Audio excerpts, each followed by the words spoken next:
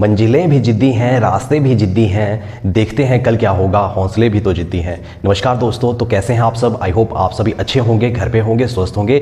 My dear friends, आज की video बहुत इंपॉर्टेंट होने वाली है, क्योंकि आज की वीडियो में मैं डिस्कस करूंगा मनी एंड बैंकिंग के कुछ ऐसे इंपॉर्टेंट टॉपिक जो आपके एग्जामिनेशन के पॉइंट ऑफ व्यू से बहुत इंपॉर्टेंट होने वाले हैं। यहां से ही आपके पेपर में क्वेश्चन आपको देखने को मिलेंगे। अगर इन टॉपिक्स को अगर आप अच्छे से कवर कर लेते हो तो डेफिनेटली 100% गारंटी है कि जो मनी एंड बैंकिंग है वहां पे आपको 6 में से 6 मार्क्स आएंगे। तो आइए स्टार्ट करते हैं आज की वीडियो।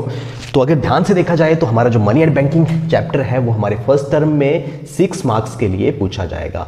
अब इन 6 मार्क्स के लिए कैसे तैयारी करें, ये सबसे इंपॉर्टेंट है। कौन से टॉपिक हमारे पेपर में आएंगे ये इंपॉर्टेंट है। उन टॉपिक पे ज्यादा फोकस करके उनके क्वेश्चंस का रिवीजन करके ही हम 6 में से 6 मार्क्स मनी एंड बैंकिंग में ले सकते हैं। तो सबसे पहले जो मनी एंड बैंकिंग है इसकी स्टार्टिंग होती है बार्टर सिस्टम में, जिसे सीसी इकोनॉमी के नाम से भी जाना जाता है। आप सभी को पता है, आपने पढ़ा होगा।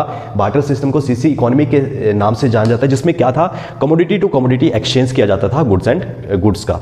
तो ये हमारा बार्टर सिस्टम था। इसकी कुछ लिमिटेशंस थी। जो one of the most important limitation थी इसकी, वो थी कौन सी? Yes, double coincidence of want. Double coincidence of want, ये दोनों साइड सही नहीं बैठता था। कई बार इसमें घाटे का सौदा हो जाता था। तो ये डबल कॉन्सिडेंस ऑफ वांट काफी ज्यादा इसकी लिमिटेशन है, 4 से 5 लिमिटेशन है, वो भी आपने अच्छे से करनी है। बार्टर सिस्टम से आपका एक क्वेश्चन पूछा जा सकता है। आज मैं डिस्कस करूंगा कुछ ऐसे 10 टॉपिक्स जो मनी एंड बैंकिंग के हैं, जहां से आपको क्वेश्चंस आपके पेपर में देखने को मिलेंगे। तो वीडियो के लास्ट तक बने रहें और ध्यान से समझें कि कौन सी कॉन्सेप्ट आपके पेपर के पॉइंट ऑफ व्यू से इंपॉर्टेंट है। तो बार्टर सिस्टम और इसकी लिमिटेशन। उसके बाद अगर बात करें मनी की, तो मनी और उसके फंक्शन। तो मनी आपको पता है क्या है? Money is a medium of exchange and measure of value. अब इसमें 2 और चीजें आती हैं। कौन कौन सी? स्टोर ऑफ वैल्यू और डेफर्ड पेमेंट। जो हमारी मेजर ऑफ वैल्यू है और मीडियम ऑफ एक्सचेंज है, इन्हें बोला जाता है primary function of money. Primary function of money में कौन कौन सी चीजें आती हैं आपकी, ये भी आपसे क्वेश्चन में पूछा जा सकता है। तो जो प्राइमरी फंक्शन ऑफ मनी है उसमें आता है हमारा generally medium of exchange and measure of value, ये आपने ध्यान रखना है। और सेकेंडरी फंक्शन ऑफ मनी की अगर बात करें तो उसमें आता है हमारा store of value and deferred payment. Deferred payment क्या होती है? एक ऐसी पेमेंट जो फ्यूचर के लिए पोस्टपोन करी जाती है। बार्टर सिस्टम में डेफर्ड पेमेंट पॉसिबल नहीं थी। जब हमारा मनी सिस्टम आया तो उसमें डेफर्ड पेमेंट जो थी वो पॉसिबल हो पाई। उसके बाद अगर बात करें, money supply is one of the most important topic in money and banking. तो मनी सप्लाई क्या होता है? जनरली मनी सप्लाई का मतलब ये नहीं कि मनी की कितनी सप्लाई है एक इकोनॉमी में, है ना। मनी सप्लाई जनरली होता क्या है कि at a particular point of time how much money is hold by the public, कि कितनी एक पर्टिकुलर पॉइंट ऑफ टाइम में कि जो हमारी पब्लिक है उसने कितनी मनी को होल्ड करके रखा है, उसे बोला जाता है मनी सप्लाई, है ना। इसके कुछ कंपोनेंट्स भी हैं। M1 is equal to currency plus OD plus DD, demand deposit. Demand deposit क्या होता है? डिमांड डिपॉजिट जो हम बैंक के साथ करते हैं, हमारे आसपास के जितने भी बैंक हैं वो सारे के सारे कमर्शियल बैंक हैं। जिन्हें भी आप आसपास के सारे बैंक देखते हो, मैक्सिमम वो कमर्शियल बैंक है। वो सारे के सारे क्या हैं? कमर्शियल बैंक है। चाहे आपका PNB है, चाहे SBI है, चाहे ICICI है, चाहे HDFC है, जितने भी बैंक हैं वो कौन से हैं? Commercial bank. अब ऐसा कैसे पता करें कि कौन सा कमर्शियल बैंक है? तो कमर्शियल बैंक कौन से होते हैं? कमर्शियल बैंक वो बैंक होते हैं accepting the demand deposit and granting the loan. जब हम बैंक के पास जाते हैं 1000 का डिमांड डिपॉजिट लेके, तो वो क्या करते हैं? एक्सेप्टिंग द डिमांड डिपॉजिट, मेरा 1000 को एक्सेप्ट करेंगे और क्या करेंगे? उसका ग्रांटिंग द लोन, उस पैसे से क्या करेंगे? लोन चढ़ा देंगे और उससे क्या करेंगे? पैसा इकट्ठा करेंगे। तो कमर्शियल बैंक जनरली होते क्या हैं? जो क्या करते हैं? मनी क्रिएशन करते हैं। मनी क्रिएशन कैसे करते हैं? जैसे कोई भी डिमांड डिपॉजिट आई तो उसका कुछ परसेंट वो क्या करेंगे? लोन पे चढ़ा देंगे। तो उससे क्या करेंगे? उससे उनके पास इंटरेस्ट आएगा। तो इस तरीके से हमारा जो कॉन्सेप्ट है ये है M1 का। तो इसमें आपने जो ये थोड़ा सा डिटेल में पढ़ना है टॉपिक कि हमारे अदर डिपॉजिट में क्या आता है। अदर डिपॉजिट में डिपॉजिट विद RBI, है ना। जैसे वर्ल्ड इंस्टीट्यूशन है, हमारे वर्ल्ड बैंक है, IMF है, तो उनके साथ जो हमारे डिपॉजिट रहते हैं वो आते हैं हमारे अदर डिपॉजिट में। उसके बाद अगर बात करें तो M1 और M2 का जो कॉन्सेप्ट है वो भी बहुत इंपॉर्टेंट कॉन्सेप्ट है, M1 एंड M2 का। M1 की अगर बात करें तो M1 जो है हमारा वो नैरो कॉन्सेप्ट है और M3 जो है वो हमारा एक ब्रॉड कॉन्सेप्ट है। तो M1 and M3, M2, M3, M4 के बारे में भी अच्छे से पढ़ें। और उसके बाद अगर बात करें फॉर्म्स ऑफ मनी, इसमें काफ़ी ज़्यादा हमारे कॉन्सेप्ट आ जाते हैं। सबसे पहले अगर बात करें तो इसमें एक डेफिनेशन आती है फ्यूडिशरी मनी। फ्यूडिशरी मनी हो गया। उसके बाद आता है हमारा फियाट मनी। फियाट मनी क्या होती है? Which is issued by the authority of the government. Authority of the government, जो गवर्नमेंट की अथॉरिटी से क्या करी जाएगी?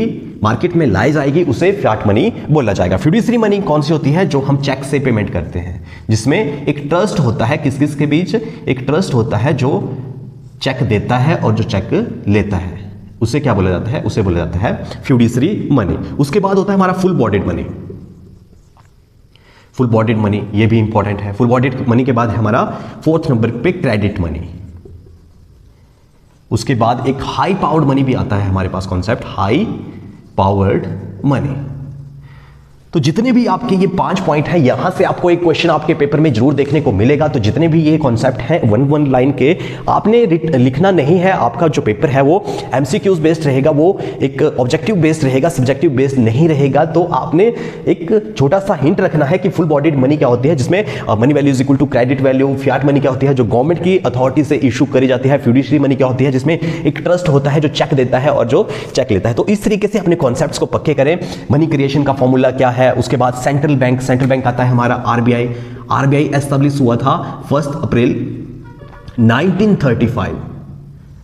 ठीक है, 1 अप्रैल 1935। और हमारे जो एक लौते ऐसे prime minister doctor Manmohan Singh ji एकमात्र ऐसे प्राइम मिनिस्टर रहे हैं जो किसी टाइम आरबीआई के गवर्नर भी रहे हैं। उसके बाद जो फंक्शंस हैं वो बहुत इंपॉर्टेंट हैं। आरबीआई के सेंट्रल बैंक के जो फंक्शंस हैं, करेंसी अथॉरिटी है, लेंडर ऑफ लास्ट रिजॉर्ट है, और उसके बाद काफ़ी बैंकर्स ऑफ द बैंक है। काफ़ी ज़्यादा फंक्शंस हैं जो सेंट्रल बैंक के हैं, वो सारे के सारे बहुत इंपॉर्टेंट हैं। वहाँ से भी आपका क्वेश्चन पूछा जाएगा।